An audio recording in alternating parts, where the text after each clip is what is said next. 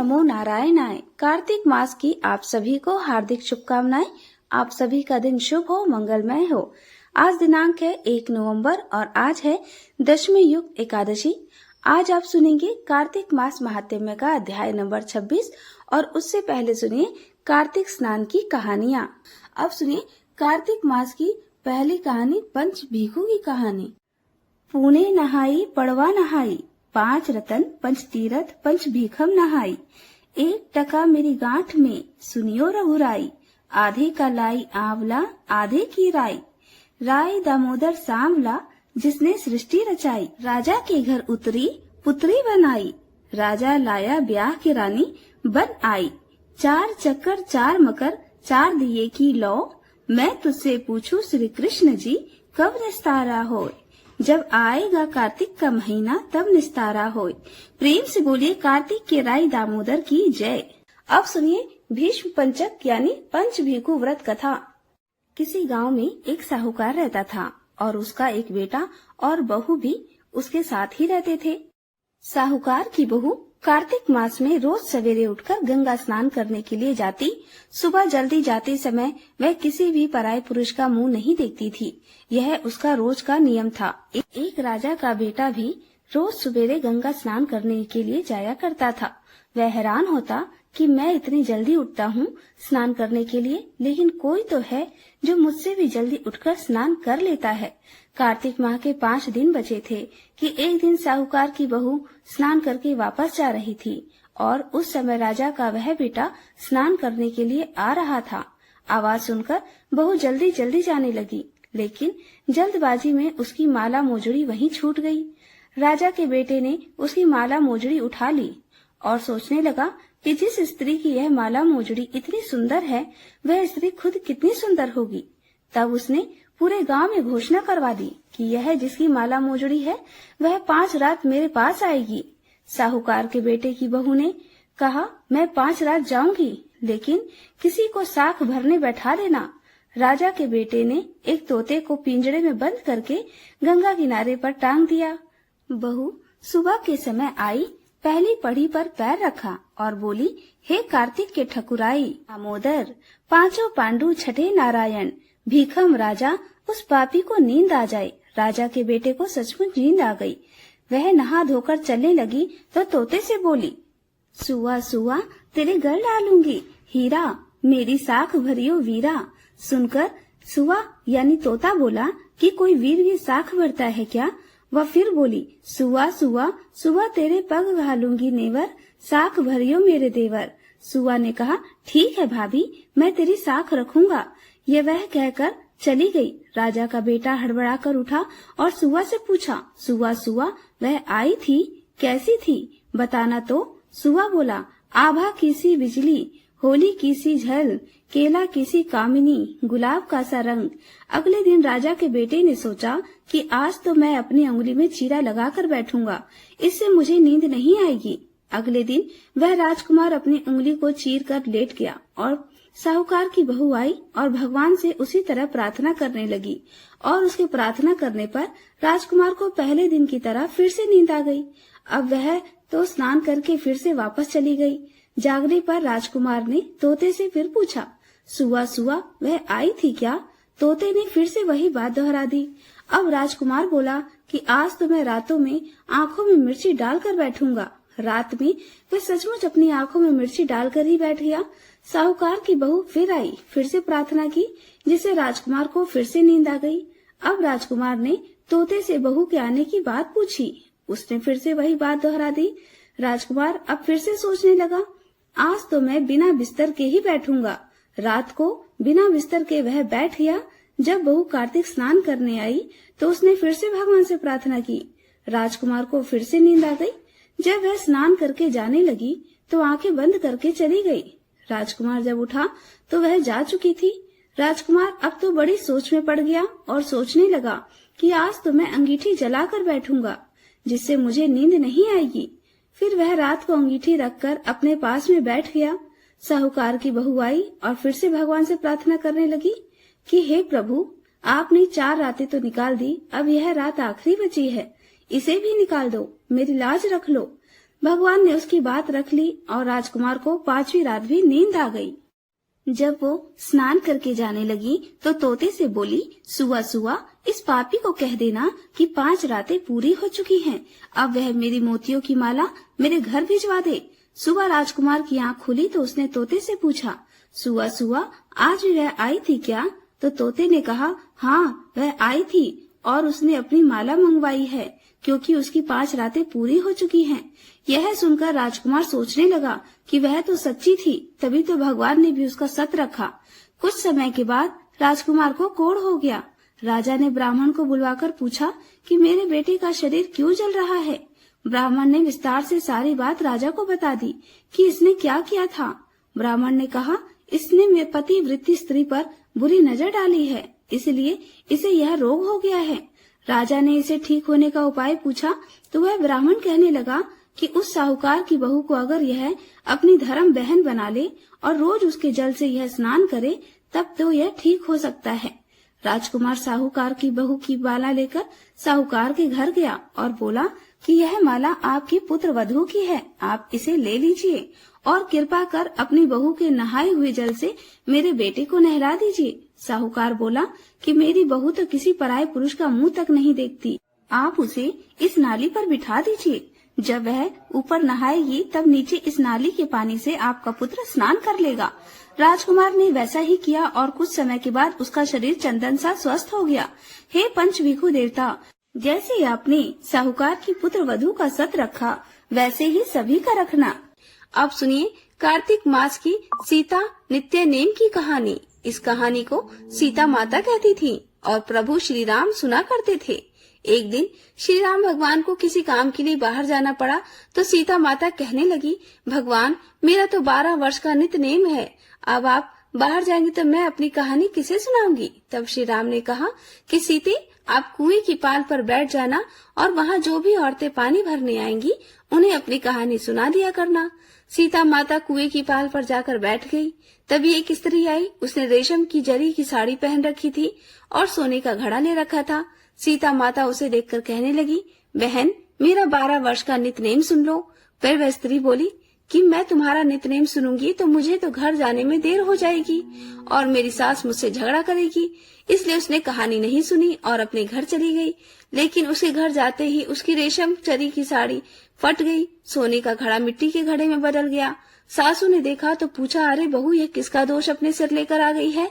बहू बोली, माँ जी कुएं पर एक औरत बैठी थी, उसने अपनी कहानी सुनने के लिए कहा लेकिन मैंने नहीं सुनी, शायद उसी का यह फल मुझे मिला है।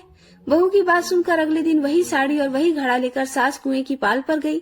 सास को वहीं पर सीता माता बैठी मिली तो माता सीता ने कहा, बहन मेरी कहानी सुन लीजिए। सासू बोली, एक बार छोड़, मैं तो 4 बार कहानी सुन लूंगी। तब सीता माता बोली, राम आए लक्ष्मण आए, देश के पुजारी आए, नित नेम का नेम लाए, आओ राम बैठो राम, तपी रसोई जीमो राम, माखन मिश्री खाओ राम, दूध बताशा पियो राम, सूत के पल का मोठो राम, शाल दुशाला पोठो राम, शाल दुशाला ओढ़ो राम, जब बोलूं राम ही राम, राम सवारे सबके काम, खाली घर भंडार भरेंगे, सबका बेड़ा पार करेंगे, श्री राम जय जय राम। सासू बोली, बहन कहानी तो बहुत अच्छी लगी। फिर कहानी सुनकर सासू घर चली गई और उसकी साड़ी फिर से रेशम जरी की बन गई, मिट्टी का घड़ा भी फिर से वापस सोने के घड़े में बदल गया। बहू ने देखा तो कहने लगी, सासू माँ आपने ये सब कैसे किया। सासू बोली, बहू तू दोष लगा कर आई थी और अब मैं दोष उतार कर आ रही हूँ। बहू ने पूछा कि माँ जी वह कुएं वाली स्त्री कौन है। सासू ने बताया कि वह तो सीता माता थी, वह पुराने से नया कर देती हैं, खाली घर में भंडार भर देती हैं, वह लक्ष्मी का वास घर में कर देती हैं और मनुष्य की जो भी इच्छा हो उसे पूर्ण कर देती हैं। बहू बोली, माँ जी फिर तो ऐसी कहानी मुझे भी सुना दो।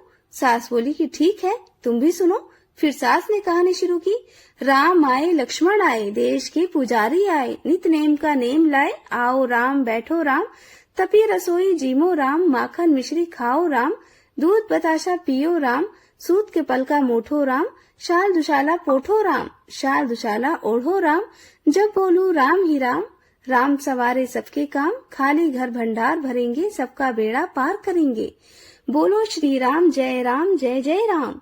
कहानी सुनकर बहू बोली, माँ जी कहानी तो बहुत अच्छी है। सासू ने कहा, ठीक है, अब से हम इस कहानी को रोज किया करेंगे। अब सास बहू रोज सवेरे उठती, नहाती धोती और पूजा करने के बाद नित्य नेम की सीता माता की कहानी कहती थी। एक दिन की बात है, उनके यहाँ पड़ोस की एक औरत आई और बोली, बहन जरा सी आँच तो दे देना। तो बहू बोली, आँच तो अभी हमने जलाई ही नहीं। पड़ोसन बोली, तो फिर तुम सुबह 4 बजे उठकर क्या कर रही हो? तो उन्होंने कहा, हम तो सुबह सुबह उठकर पूजा करते हैं, फिर सीता माता की नित्य नेम की कहानी सुनते हैं। पड़ोसन ने उनकी बात सुनकर कहा, सीता माता की कहानी कहने से तुम्हें क्या मिला? तब वे दोनों बोली, सीता माता की कहानी कहने से घर में भंडार भर जाते हैं, सारे काम पूर्ण हो जाते हैं, मन की इच्छा भी पूरी हो जाती है। पड़ोसन ने कहा, बहन अगर ऐसा है तब तो फिर मुझे भी कहानी सुना दो। तब बहू बोली, ठीक है, तुम भी यही कहानी सुन लो। राम आए लक्ष्मण आए, देश के पुजारी आए, नित्य नेम का नेम लाए। आओ राम बैठो राम, तपी रसोई जीमो राम, माखन मिश्री खाओ राम, दूध बताशा पियो राम, सूत के पलका मोठो राम, शाल दुशाला पोठो राम, शाल दुशाला ओढ़ो राम, जब बोलू तब राम ही राम, राम सवारे सबके काम, खाली घर भंडार भरेंगे, सबका बेड़ा पार करेंगे, श्री राम जय जय राम। पड़ोसन ने इस कहानी को सुना तो कहने लगी, बहन कहानी तो बहुत अच्छी लगी। अब वह पड़ोसन भी नित्य नेम सीता माता की कहानी कहने लगी। कहानी कहने से सीता माता ने पड़ोसन के भी धन के भंडार भर दिए। देखते ही देखते अब तो पूरे मोहल्ले में नित्य नेम की कथा चल पड़ी और हर किसी की मनोकामना पूर्ण होने लगी। हे सीता माता, जैसे आपने उन सभी के भंडार भरे, वैसे ही हमारे भी भरना। कहानी कहने वाले, सुनने वाले और हुंकार भरने वाले सबकी भरना। सभी प्रेम से बोलिए, सीता मैया की जय। अब सुनिए कार्तिक मास की बूढ़ी माई और श्री कृष्ण के कंधे की कहानी। कार्तिक मास में सभी औरतें तुलसी जी को जल से सींचने जाया करती थीं। एक बूढ़ी माई भी थी जो कार्तिक मास में नियम से तुलसी जी को सींचा करती और जब भी वह सींचने जाती तो तुलसी माता से हाथ जोड़कर कहती, हे तुलसी माता, सत्य की दाता, मैं तेरा बिरवा सींचती हूँ, मुझे बहू दे, पीले रंग की धोती दे, मीठा ग्रास दे, बैकुंठ में वास दे, अच्छी मौत दे, चंदन का काठ दे, अच्छा राज दे, खाने को दाल भात दे और ग्रास के दिन श्री कृष्ण का कांधा दे। बूढ़ी माई की यह बातें सुनकर तुलसी माता सूखने लगी।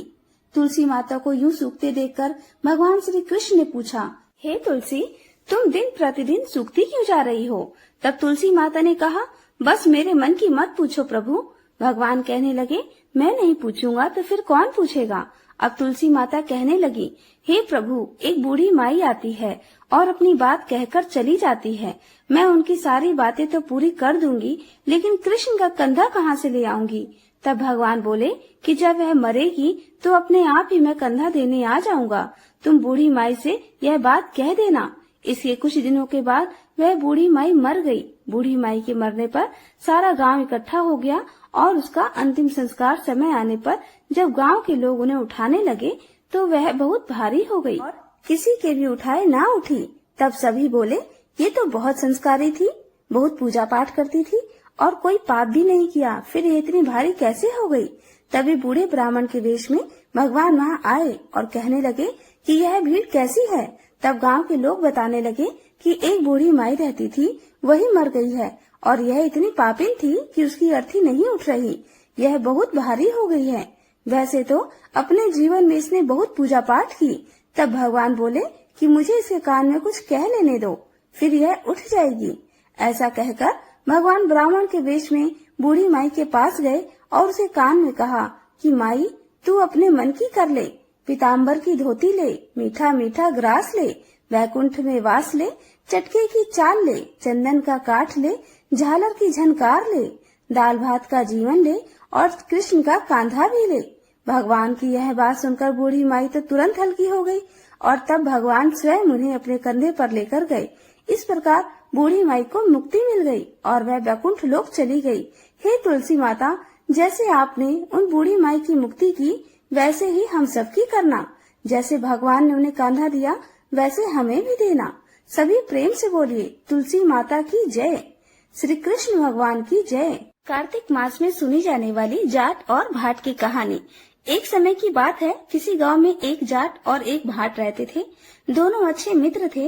एक बार जाट अपनी बहन के घर जाने को तैयार हुआ तो भाट अपनी ससुराल जाने की तैयारी करने लगा। दोनों साथ चल पड़े। रास्ते में रुककर एक कुएं की मुंडेर पर बैठ गए। जाट ने भाट से कहा, नगर बसेरा कर लेते हैं। इस पर भाट बोला, तू कर ले नगर बसेरा, मैं तो अपनी ससुराल जा रहा हूँ, वहाँ खूब खातिरदारी होगी। जाट वहीं कुएं के पास बैठा पानी की घंटी और चावल के दाने लेकर नगर बसेरा करता है। नगर बसेरा जो करे सोमल धोवे पाँव, ताता मांडा तापसी देगी मेरी माँ, माँ देगी मावसी देगी द्वारका का वास, मीठा मीठा ग्रास वृंदावन का पास, 5 कुठी छठी राम मेरा जीवड़ो श्री कृष्ण के पास, डालू पानी हो जाएगी झट से निकल जाए मेरा जी। इस तरह नगर बसेरा करके जाट अपनी बहन के घर की ओर चल पड़ता है। जाट की बहन ने भाई के आने पर खूब खातिरदारी की। घी बूरे के साथ भाई को जमाया। दोनों ने बैठकर ढेर सारी बातें करी। इधर भाट अपनी ससुराल पहुंचा तो वहाँ आग लगी हुई थी। आग बुझाने में उसका हाथ और मुंह भी काले हो गए और खुद भी थोड़ा झुलस गया।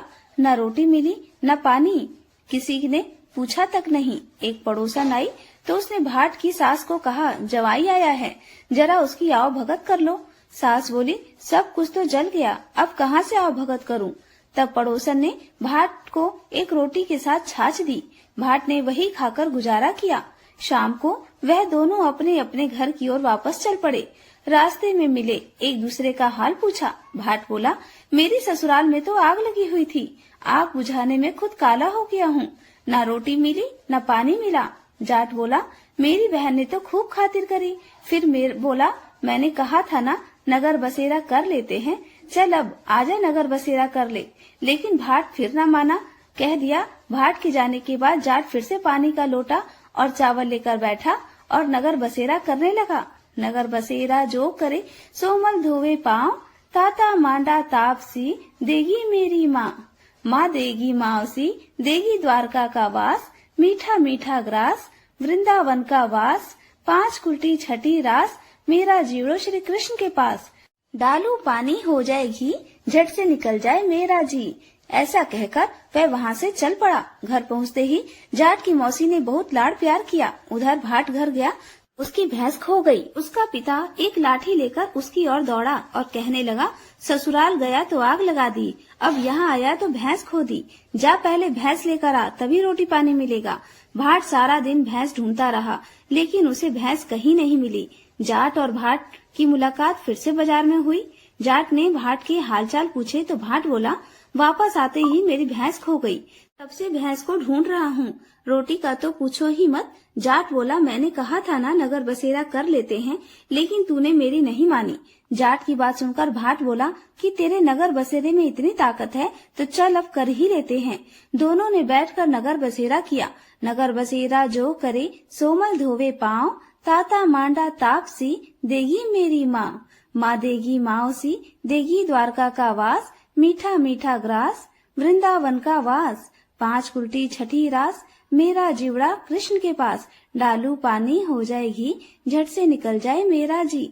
दोनों के नगर बसेरा करने पर भाट जैसे ही आगे बढ़ा तो उसकी खोई हुई भैंस मिल गई, जिसे लेकर वह घर पहुंचा। घर पहुंचते ही माँ ने कहा, बेटे को आते ही घर से निकाल दिया, सारे दिन से भूखा प्यासा भटक रहा है। ऐसा कहकर माँ उसे घर के अंदर ले गई, खूब खिलाया पिलाया। इसके बाद से सारे नगर में ढिंढोरा पिटिया कि कार्तिक में सब कोई अपने पीहर या ससुराल आते जाते समय नगर बसेरा करें। कार्तिक महाराज के जैसे भाट को नगर बसेरा करने का फल मिला, वैसे ही इस कथा को कहते सुनते और हुंकार भरते सबको फल प्राप्त हो। जय कार्तिक महाराज की। अब सुनिए कार्तिक मास महात्म्य का 26वां अध्याय।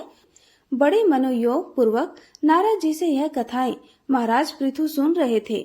नवमी की कथा सुनने के बाद महाराज पृथु ने नारद जी से कहा, हे देवर्षि, भीष्म पंचक व्रत जो कि भगवान को अत्यंत प्रिय है, किस कारण प्रसिद्ध हुआ, मेरी यह जानने की प्रबल इच्छा है।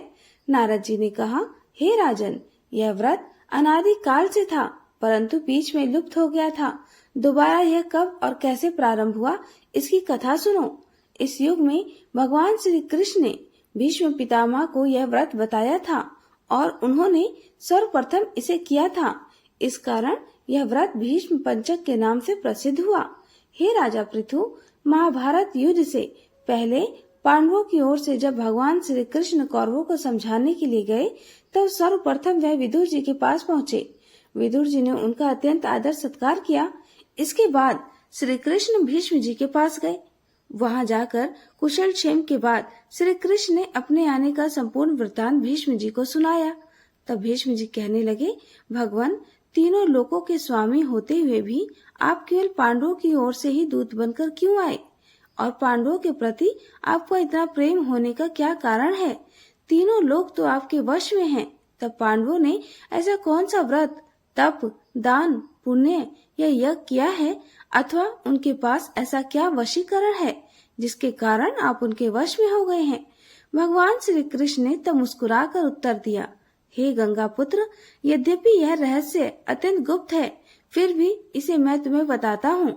पूर्व जन्म में उन 5 भाइयों ने एक ऐसा व्रत किया था जो मुझको अत्यंत प्रिय है, इसी कारण मैं उनके वशीभूत हूँ। अब तुम उस व्रत का वृतांत सुनो। अत्यंत प्राचीन काल में उज्जैन नामक नगरी में कवि सूची, दृढ़, दंत तथा हंस नामक 5 ब्राह्मण रहते थे।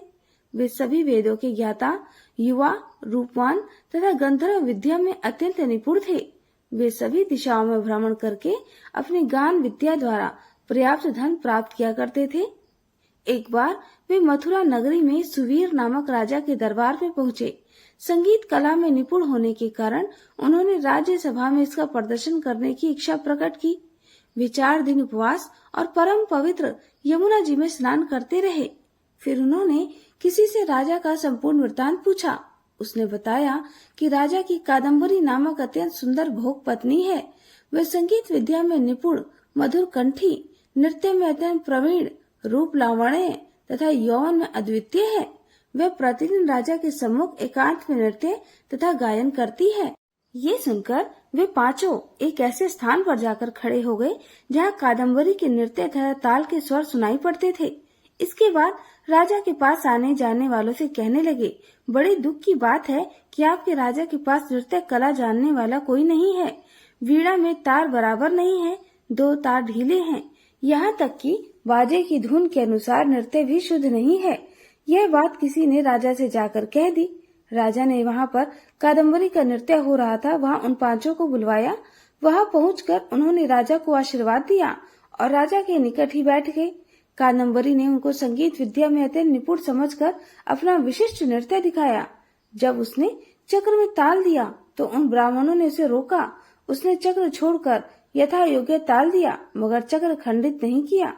कादम्बरी के इस गुण और उसके रूप माधुरी को देखकर 5 ही उस पर मोहित हो गए। कादम्बरी भी उन 5 को देखकर उन पर मोहित हो गई।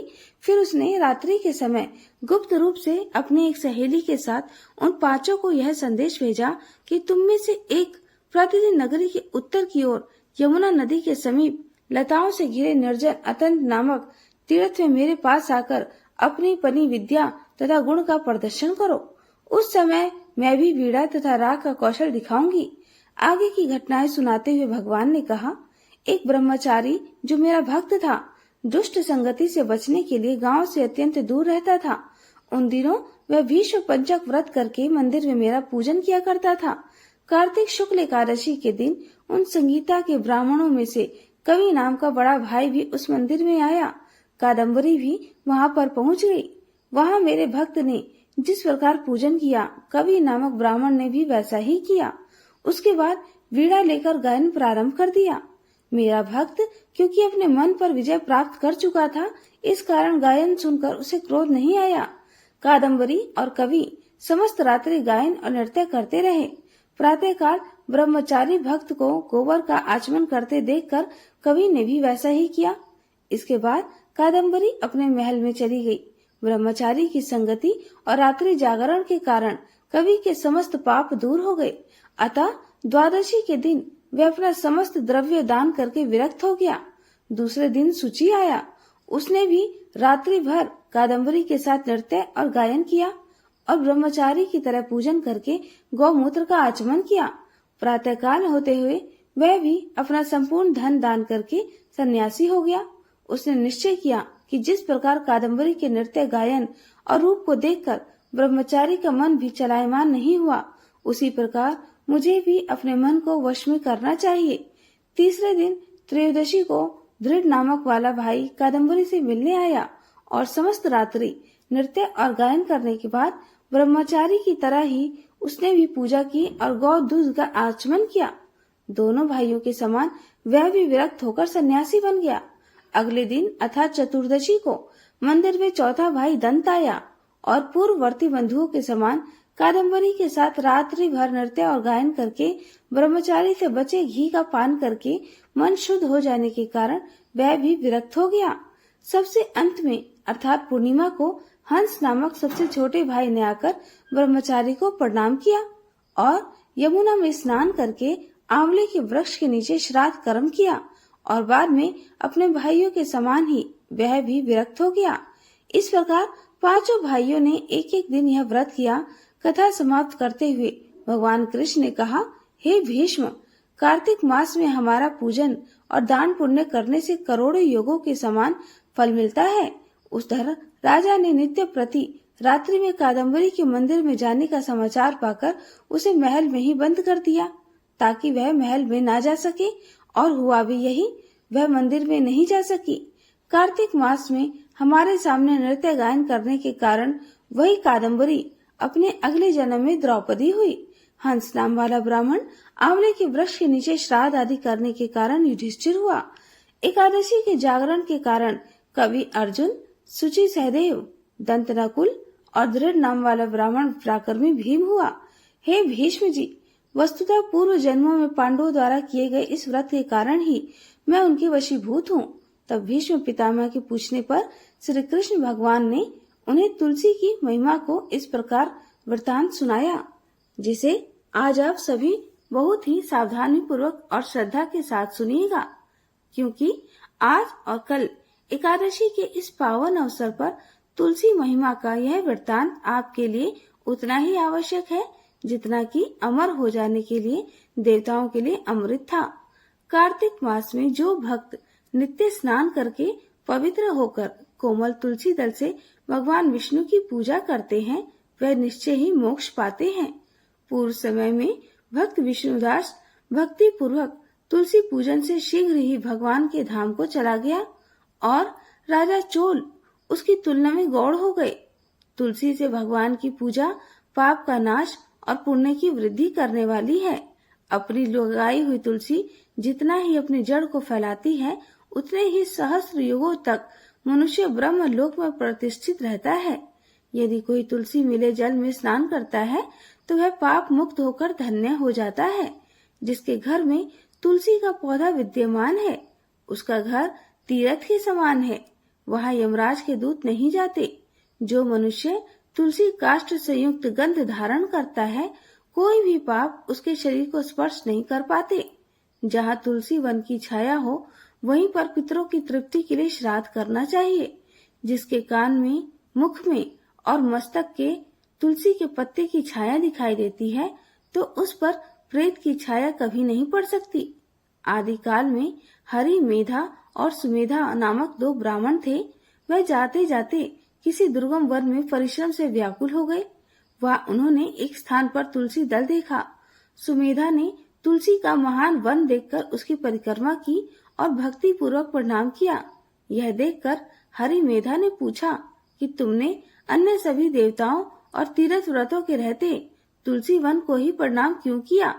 तब सुमेधा ने बताया कि प्राचीन काल में जब दुर्वासा के श्राप से इंद्र का ऐश्वर्य छीन गया था, तब देवताओं और असुरों ने मिलकर समुद्र मंथन किया तो धनवंतरी रूप भगवान श्री हरि और अन्य दिव्य औषधियां प्रकट हुई। उन दिव्य औषधियों में मंडलाकार तुलसी उत्पन्न हुई, जिसे ब्रह्मादि देवताओं ने श्री हरि को समर्पित किया और भगवान ने उसे ग्रहण किया। भगवान नारायण संसार के रक्षक और तुलसी उनकी प्रियतमा है, इसीलिए मैंने उन्हें प्रणाम किया है। सुमेधा इस प्रकार कह ही रहे थे कि सूर्य के समान अत्यंत तेजस्वी विशाल विमान उनके निकट उतरा। उन दोनों के समक्ष ही वहाँ एक बरगद का वृक्ष गिर पड़ा और उसमें से दो दिव्य पुरुष प्रकट हुए। उन दोनों ने हरि, मेधा और सुमेधा को प्रणाम किया। तब दोनों ब्राह्मणों ने उसे पूछा कि आप कौन हैं? तब उनमें से जो बड़ा था वह बोला, मेरा नाम आस्तिक है। एक दिन मैं नंदन वन में क्रीड़ा करने गया था तो देवांगनाओं ने मेरे साथ इच्छा अनुसार व्यवहार किया। उस समय उन युवतियों के हार के मोती टूटकर तपस्या करते हुए लोमश ऋषि पर गिर पड़े। यह देखकर मुनि को बड़ा क्रोध आया। उन्होंने सोचा कि स्त्रियां तो परतंत्र होती हैं, अतः यह उनका अपराध नहीं, दुराचारी आस्तिक ही शाप के योग्य है। ऐसा सोचकर उन्होंने मुझे शापित कर दिया कि अरे तू ब्रह्म राक्षस होकर बरगद के पेड़ पर निवास कर। जब मैंने विनती से उन्हें प्रसन्न किया तो उन्होंने शाप से मुक्ति की विधि सुनिश्चित कर दी कि जब तू किसी ब्राह्मण के मुख से तुलसी दल की महिमा सुनेगा तो तत्काल तुझे उत्तम मोक्ष प्राप्त होगा। इस प्रकार मुक्ति का श्राप पाकर मैं चिरकाल से इस वट वृक्ष पर निवास करता था। आज दैववश आपके दर्शन से मेरा छुटकारा हुआ है। इसके बाद वे दोनों श्रेष्ठ ब्राह्मण परस्पर पुण्यमय तुलसी जी की प्रशंसा करते हुए तीर्थ यात्रा को चल दिए। इसलिए भगवान विष्णु को प्रसन्नता देने के लिए कार्तिक मास में तुलसी की पूजा अवश्य करनी चाहिए। द्वापर युग का प्रारंभ कार्तिक शुक्ल नवमी को हुआ था, अतः कार्तिक शुक्ल नवमी से एकादशी तक मानव विधि विधान से तुलसी विवाह का उत्सव करें तो उसे सर्वश्रेष्ठ दान यानी कन्यादान का फल मिलता है। पूर्व समय में कनक की पुत्री किशोरी ने एकादशी के दिन संध्या के समय तुलसी की वैवाहिक विधि संपन्न की थी। इससे वह वैधव्य दोष से मुक्त हो गई थी। अपनी भक्ति और सामर्थ्य के अनुसार एक आधा चौथाई या 9 मिश्रित धातुओं से श्री विष्णु और तुलसी जी की प्रतिमाएं बनवाएं। फिर तुलसी और भगवान विष्णु की प्रतिमा में प्राण प्रतिष्ठा करके स्तुति आदि के द्वारा भगवान को निद्रा से जगाएं। फिर पुरुष सूक्त से वह यशोपचार से पूजा करें। पहले देश काल स्मरण करके श्री गणेश जी का पूजन करें। फिर पुण्य वाचन करके वेद मंत्रों का उच्चारण करते हुए शंख और घंटी बजाते हुए भगवान विष्णु की प्रतिमा को तुलसी जी के निकट लाकर रख दें। प्रतिमा की सुंदर वस्त्रों और अलंकारों से सजाए रहें। उसी समय भगवान का आह्वान इस मंत्र से करें। आगच्छ भागवत देव अर्चयामि केशव तभ्यम दास्यामि तुलसी सर्व काम प्रदो भवा। अर्थात हे भगवान केशव आइए, हे देव मैं आपकी पूजा करूंगा, आपकी सेवा में तुलसी को समर्पित करूंगा, आप मेरे सभी मनोरथों को पूर्ण करें। इस प्रकार आह्वान के बाद 3 बार अर्घ और पाद्य का उच्चारण करके इन्हें भी भगवान को समर्पित कर दें। इसके बाद कांसे के पात्र में दही, घी और मधु यानी शहद रखकर उसे कांसे के ढक्कन से ढककर भगवान को अर्पण करते हुए इस प्रकार कहें, हे वासुदेव आपको नमस्कार है, यह मधु पर्क ग्रहण कीजिए। तब दोनों को एक दूसरे के समक्ष रखकर मंगल पाठ करें। इस प्रकार गोधूली बेला में जब भगवान सूर्य कुछ दिखाई देते हैं तब कन्यादान का संकल्प करें और भगवान से यह प्रार्थना करें, आदि मध्य और अंत से रहित त्रिभुवन प्रतिपालक परमेश्वर इस तुलसी को आप विवाह की विधि से ग्रहण करें। यह पार्वती जी के बीच से प्रकट हुई है, वृंदावन की भस्म में स्थित रही है तथा आदि मध्य और अंत में शून्य है। आपको तुलसी अत्यंत प्रिय है, अतः मैं इन्हें आपकी सेवा में अर्पित करता हूँ। मैंने जल के घड़ों से सींचकर और अन्य सभी प्रकार की सेवाएं करके अपनी पुत्री की तरह इन्हें पाला पोसा और बढ़ाया है और आपकी तुलसी मैं आपको ही दे रहा हूँ। हे प्रभु कृपा करके इसे ग्रहण करो। भगवान विष्णु को तुलसी का दान करके फिर तुलसी और श्री विष्णु की पूजा करें।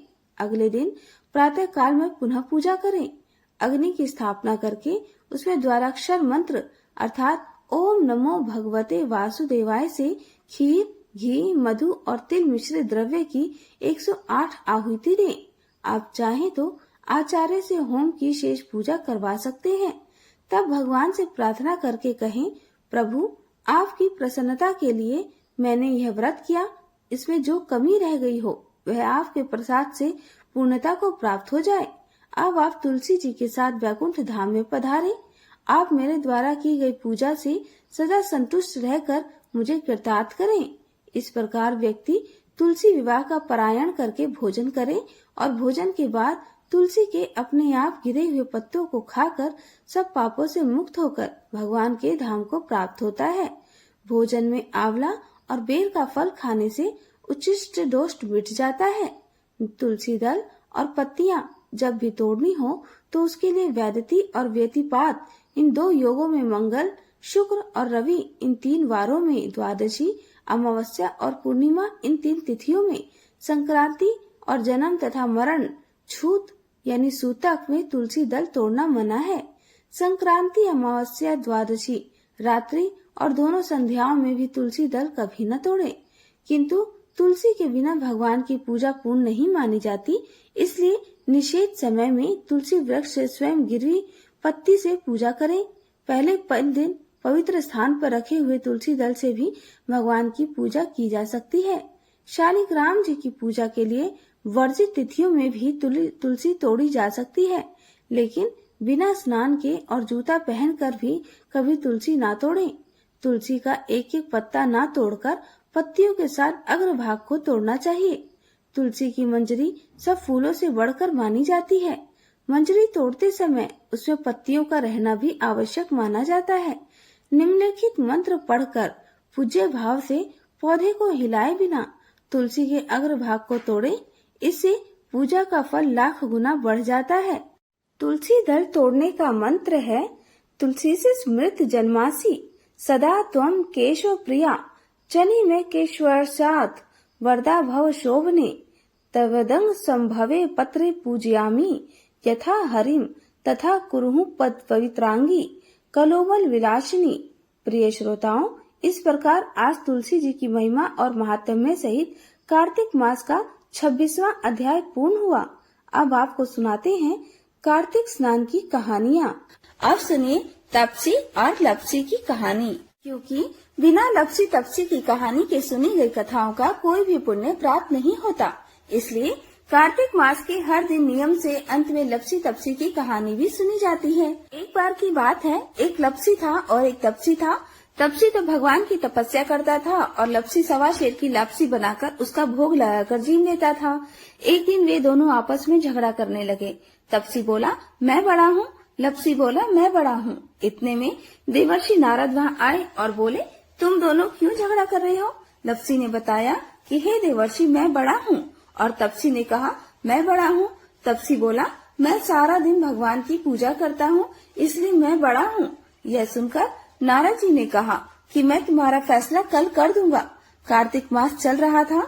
दूसरे दिन लपसी और तपसी नहा कर आए तो नारद जी ने 1.25 करोड़ की अंगूठी उनके सामने फेंक दी। लपसी का ध्यान उस अंगूठी पर नहीं गया। तपसी तपस्या करने बैठा था तो उसे जमीन पर पड़ी हुई अंगूठी दिखाई पड़ी और उसने उसे अपने घुटने के नीचे छुपा लिया और तपस्या करने लगा। उधर लपसी लापसी बनाकर उसका भोग भगवान को लगाकर जीवने बैठ गया। इतने में ही देवर्षि नारद वहाँ प्रकट हुए।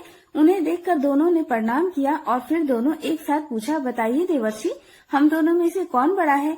फिर तपसी ने एक बार फिर कहा कि मैं बड़ा हूँ। लपसी हाथ जोड़कर खड़ा रहा। तब देवर्षि ने कहा कि मैं अभी इस बात का निर्णय कर देता हूँ। देवर्षि ने तपसी को इशारा किया और कहा कि तुम जरा अपना घुटना तो उठाओ। तब तपसी के घुटने के नीचे 1.25 करोड़ की अंगूठी निकली, जिसे देखकर नारद जी बोले, यह अंगूठी तूने चुराई है, तुझे तेरी तपस्या का फल नहीं मिलेगा। तब तपसी बोला, हे नारद जी, मेरी तपस्या का दोष कैसे दूर होगा? नारद जी ने कहा, रोटी बनाकर बाटियां नहीं बनाया तो तुझे फल मिलेगा, ब्राह्मण जमाकर दक्षिणा नहीं दी तो तुझे फल मिलेगा, साड़ी देकर ब्लाउज नहीं दिया तो तुझे फल मिलेगा, और जो दिए से दिया जलाए उसका फल तुझे मिलेगा।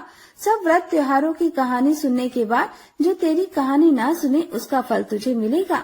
तब से लपसी की तपसी कहानी सुनी और सुनाई जाती है।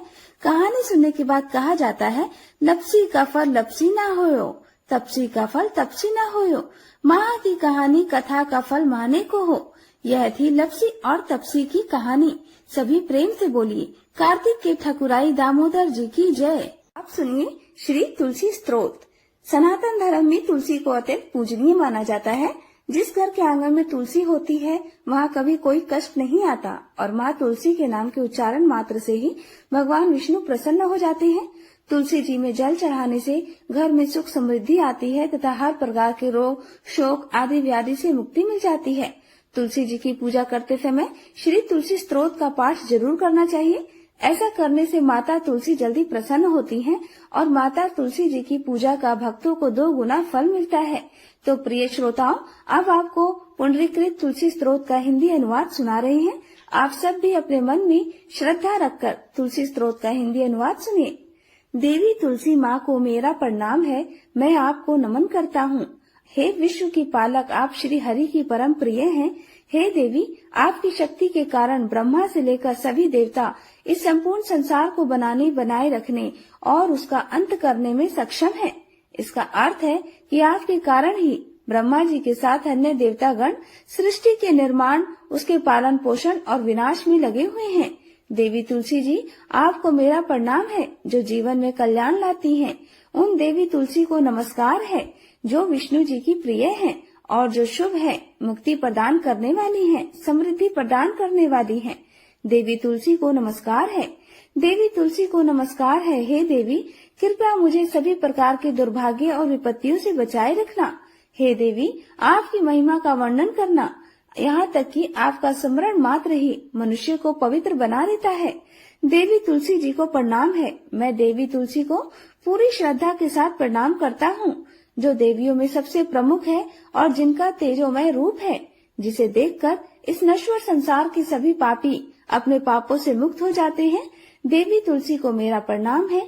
इस पूरे विश्व को देवी तुलसी जी ने संरक्षित किया है, जिसमें गतिमान और अचल दोनों प्राणी शामिल हैं। देवी पापी व्यक्ति के सभी पापों को नष्ट कर देती है। एक बार जब वे उन्हें देखते हैं और भक्ति के साथ उनके सामने आत्मसमर्पण करते हैं, इसका अर्थ है कि माता तुलसी चर और अचर समेत पूरे जगत की रक्षा करती है और अपने दर्शन मात्र से ही पापी मनुष्यों के सभी पापों को नष्ट कर देती है। या फिर तुलसी जी के दर्शन मात्र से ही पापियों के पाप नष्ट हो जाते हैं। देवी तुलसी को मेरा प्रणाम है। जो भी श्रद्धा के साथ देवी तुलसी के सामने हाथ जोड़कर प्रणाम करते हैं, वे इस कलयुग के बंधनों को पार कर जाते हैं और सभी प्रकार के सुख और प्रसन्नता को प्राप्त करते हैं। फिर चाहे वह महिला हो, व्यापारी हो या अन्य कोई जन भी, तुलसी को मेरा नमस्कार। देवी तुलसी के सामने इस पृथ्वी पर कोई और देवता नहीं है। देवी विश्व को उसी प्रकार शुद्ध करती है जैसे वैष्णव भगवान विष्णु जी के संग से शुद्ध होते हैं। देवी तुलसी को मेरा प्रणाम है। इस कलयुग में भगवान विष्णु जी के माथे पर तुलसी पत्र चढ़ाना भक्तों के मस्तक पर विष्णु जी के वरदान, कृपा और आशीर्वाद को हमेशा बनाए रखता है। इसका अर्थ है कि जो भी व्यक्ति इस कलयुग में भगवान श्री विष्णु के मस्तक पर तुलसी जी को अर्पित करता है, उसके ऊपर हमेशा भगवान विष्णु जी का आशीर्वाद बना रहता है। देवी तुलसी को नमस्कार है। तुलसी जी में हमेशा सभी देवी देवताओं का वास रहता है, इसलिए इस संसार में तुलसी जी की पूजा करना सभी देवी देवताओं की पूजा के समान है। इसका अर्थ है कि तुलसी जी की पूजा से सभी देवों की पूजा संपन्न हो जाती है। देवी तुलसी को मेरा नमस्कार है। आप सब कुछ जानने वाली हैं और भगवान विष्णु जी की प्रिय हैं। अपने भक्तों को आप सभी प्रकार की समृद्धि प्रदान करती हैं। देवी कृपया मुझे सभी प्रकार के पापों से बचाएं। हे देवी तुलसी जी को नमस्कार है। पहले के समय में यह भजन बुद्धिमान पुंडरीक के द्वारा हर रोज भगवान श्री विष्णु जी की पूजा करते हुए उन्हें तुलसी के पत्तों से अलंकृत करते हुए गाया जाता था। देवी तुलसी जी को नमस्कार है, जिनके 16 नाम हैं: तुलसी, श्री, महालक्ष्मी, विद्या, अविद्या, यशवनी, धर्म का अवतार यानी धर्मिया, धर्म ननाना, देवी, देवी, देव मनः प्रिया यानी देवियों और देवों को प्रिय लक्ष्मी जी के प्रिय सखी, देवी, स्वर्ग, भूमि यानी पृथ्वी, अचला यानी स्थिर, चला यानी अस्थिर। देवी तुलसी के इन 16 नामों का भक्तगण पाठ करते हैं या महिमा गाते हैं। देवी के 16 नामों का पाठ करने वाले भक्त आसानी से श्री हरि की भक्ति प्राप्त कर लेते हैं और अंत में भगवान विष्णु जी के चरण कमलों में स्थान प्राप्त करते हैं, जिन्हें माँ तुलसी, पृथ्वी, महालक्ष्मी, कमल की स्वामिनी और श्री हरि की प्रिया के नाम से भी जाना जाता है। देवी तुलसी को मेरा नमस्कार है। देवी तुलसी की सखी तुलसी जी शुभ प्रदान करती हैं, माँ पापों को दूर करती हैं और सभी को पवित्र बनाती हैं, पुण्य प्रदान करती हैं। आपको प्रणाम है। देवी तुलसी जिनकी प्रशंसा देवर्षि नारद द्वारा की जाती है और श्री नारायण के प्रिय हैं, उन देवी तुलसी को हम सबका बारंबार प्रणाम है। जय जय तुलसी मैया। आज का ये अध्याय यहीं पर समाप्त होता है। आज का अध्याय कैसा लगा कमेंट करके जरूर बताइएगा और कमेंट्स बॉक्स में जय श्री राधे जरूर लिखिए।